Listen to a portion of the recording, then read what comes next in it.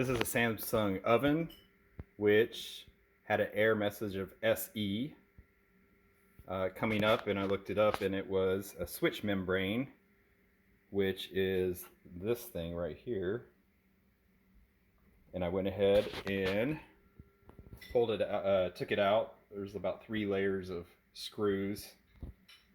I took it out, and the switch membrane just attaches with this little plastic connector inside. So in order to replace this, you just peel it off. I'll probably have to shut the video off to peel it off. It's just glued on there. The new part has a little piece that you pull off, and it has adhesive on the back. So we're going to go ahead and rip the old one off and put the new one on. Alright, so now we're going to rip the membrane off like this. Comes right on off once you get it started.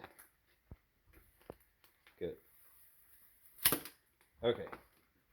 Now I'm not sure if we should scrub some of this off. I think it's probably okay to leave it.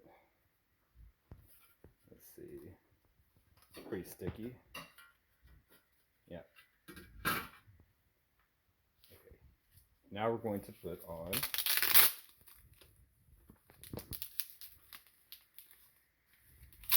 that was hot. The new membrane.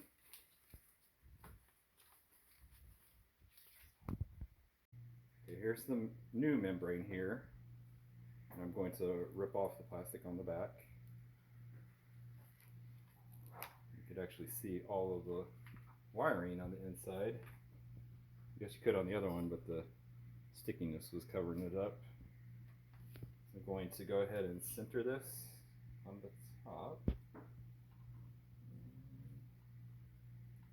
going to put it down like this. And then it seems pretty centered, so we're going to go ahead and push it down.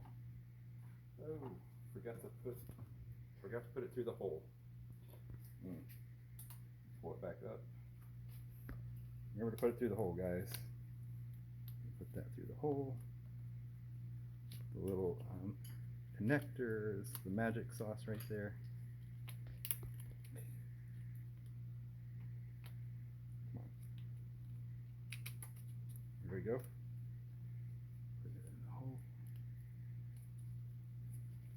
And now we can push it down. Okay. Now we're going to go place it back in the oven and put it in this microprocessor in the back. Alright, so we're putting the first layer of the membrane in, and I just put it in. The little microprocessor is laying down, and the membrane, put the first screw at the top right here, and